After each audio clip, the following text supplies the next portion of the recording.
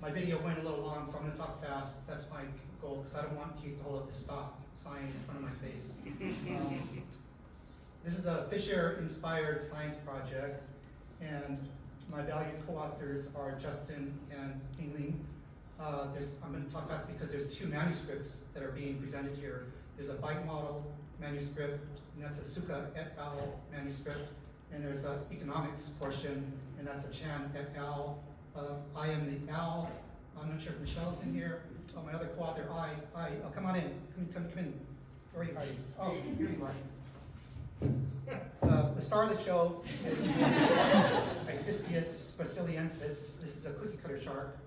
And it's a small shark in the Dilatiid family, the dogfish family. They're usually less than a meter.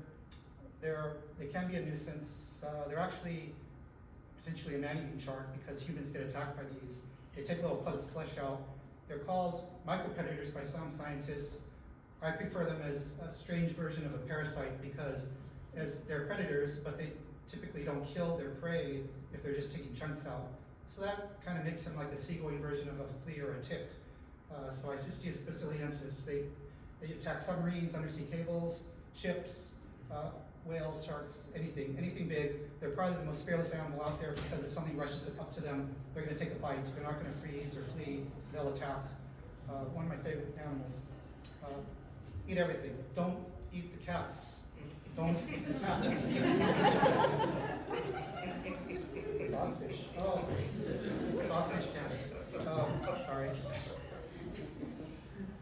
So the background to this, you've probably heard a lot about the Longline fishery in Hawaii. It's our flagship commercial fishery. It's the most important in Hawaii, over 100 million annually. A big portion of the catch from this fishery is tuna, and a lot of the tuna gets sold at the Honolulu auction. And the auction is modeled after the Tokyo fish market, where there's a priority on fresh, good quality fish. So keep that in mind. Maybe if you're not from here, you might have had a poke bowl. If you haven't had a poke bowl yet, try to get one. Make sure it says fresh on it. And if it's too bright red in color, you might want to ask where that fish came from. But try to get a fresh poke bowl. Anyway, last year, and this is the Fisher-inspired part of it, in July of last year, remember the July 2023 date, because I'm going to bring that up again. Fishery Council staff inquired to our science center about cookie cutter sharks because they heard from their industry partners that there was an uptick in interactions where fish were coming up on the auction floor with bite marks on them, such as you see here. So on the right you see a swordfish, and there's a lot of bites on that, and on the left is a tuna with not so many bites. But if you were to zoom in, you have these pictures, you can see that the price differential is quite striking. So for the swordfish, it's about half the price per pound with a lot of bites on it. And for the tuna, it's rough, at least in this case, most things being equal, is about 20% difference in price. So there was a lot of concern last year over this because with that kind of a price impact, it could severely affect fishermen. So one of the first things we did was look at what's happening on the auction floor. And this is integrated dealer data looking at the bite incidence in terms of the percent of fish showing up with bites on the auction floor. And generally, cookie cutter sharks have always been around. There's always going to be bitten fish showing up on the auction floor. But indeed, there is this trend. And there was a spike in July of 2023 where 57% of the fish on the auction floor had cookie cutter shark bites. So that's remarkable when you think about it. That of all the fish passing through the auction, that high percentage of fish had cookie cutter shark bites. So it didn't seem to persist for long because there's no longer an ongoing cry about studying this, but it has happened and it could happen again. So anyway, we continued with the study despite it seeming to go away after summer of last year. Well, that's what's happening on the auction floor. What we wanted to do was see what's happening out in the open ocean. So we turned to fishery observer data. The first bullet point is kind of a sad thing. They stopped collecting cookie cutter shark data in 2015. But on the bright side, it kind of gives us a quasi-cross-validation because we're forced to forecast into that time period, and we sort of know what's happening based on what was happening on the auction floor.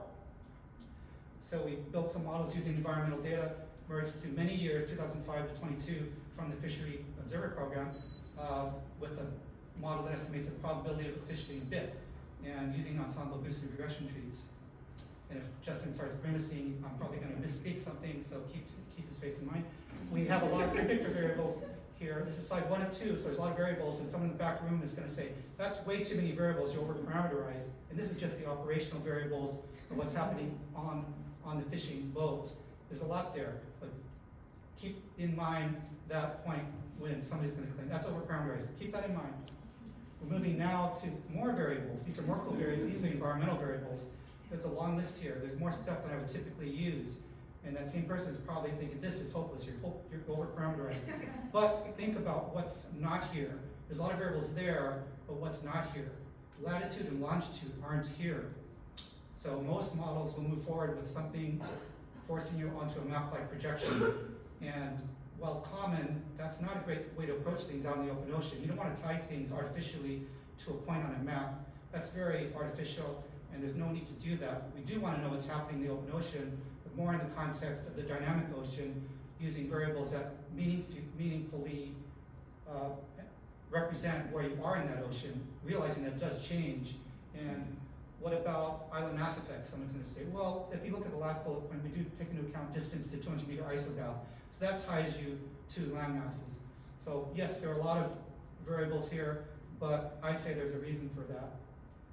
And modeling technique on solid boosted regression trees at standard 75-25% split, thousands of trees. Last bullet point, last 2 words, really important. We use a novel approach to look at both sectors of the longline fleet in one model. Most people would never do that. They'll say there's too many differences between the shallow set targeting swordfish and the deep set targeting tuna. They're fundamentally different.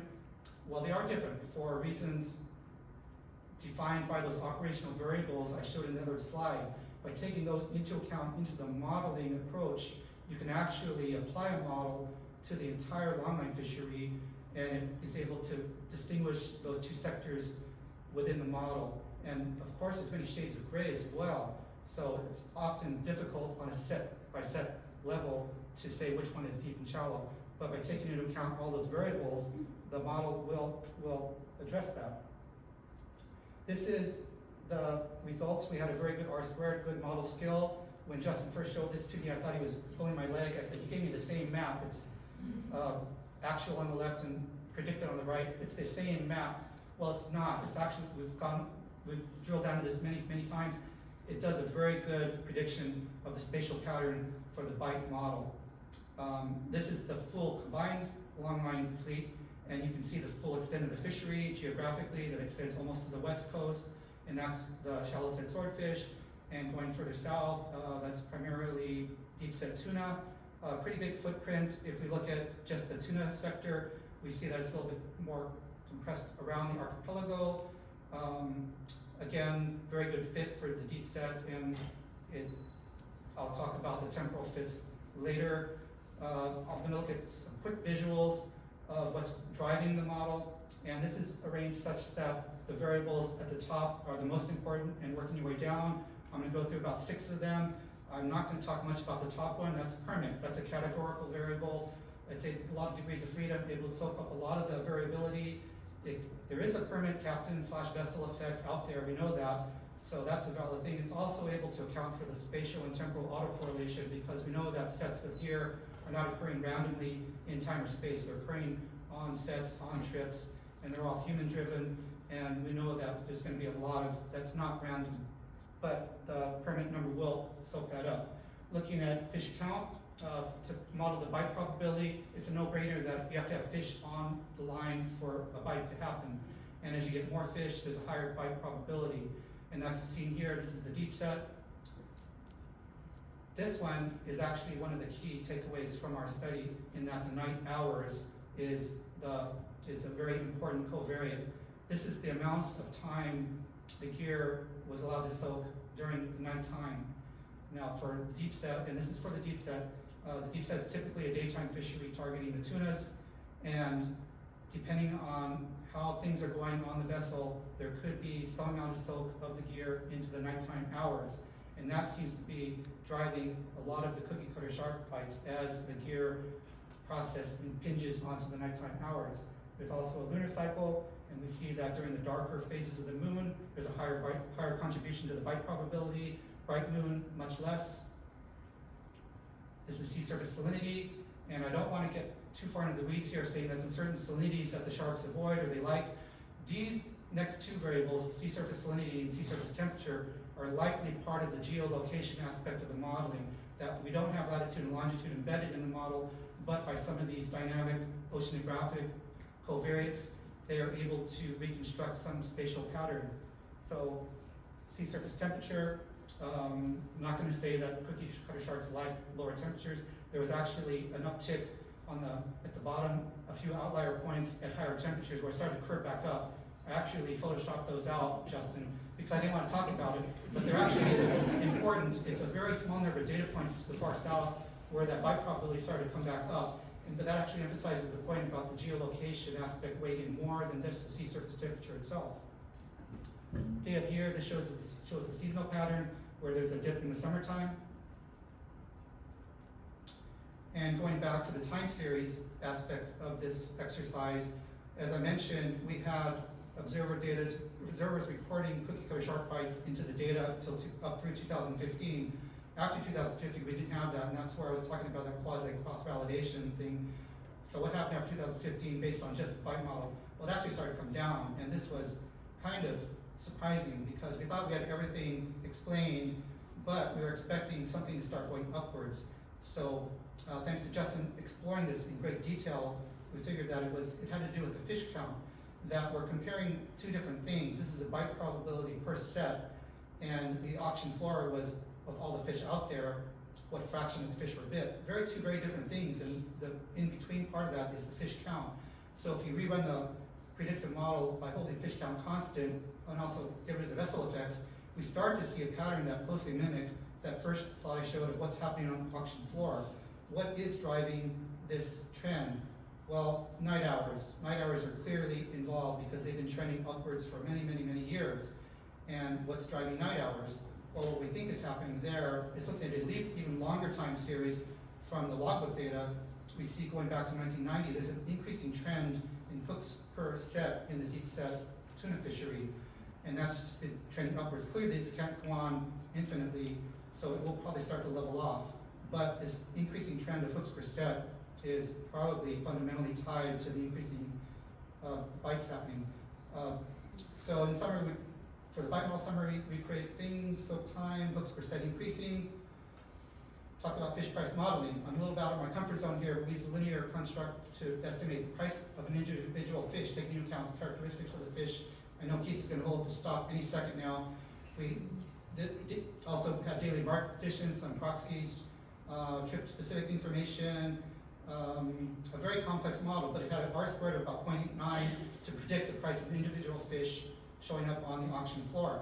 And what we see is there's some very big effects due to the cookie cutter sharks, and there was a 1 to 3 or 4 or more category. So the beauty of the fish price model is it allows us to extract the component due to cookie cutter sharks, and then extrapolate that to the fleet-wide estimate of what might be happening.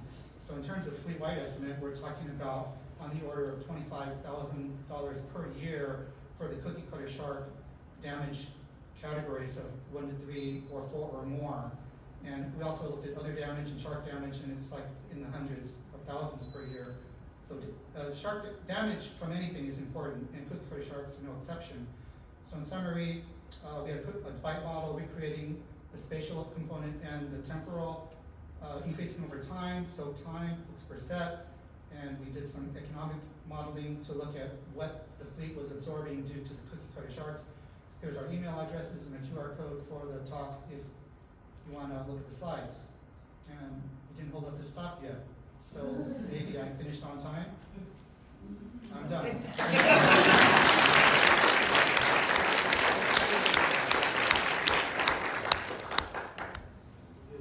One question to Don and his friend, Colin.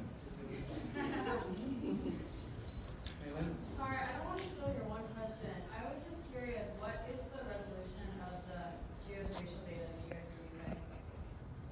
For like some of those layers? Some of those covariate fields. Yeah. Justin, answer that.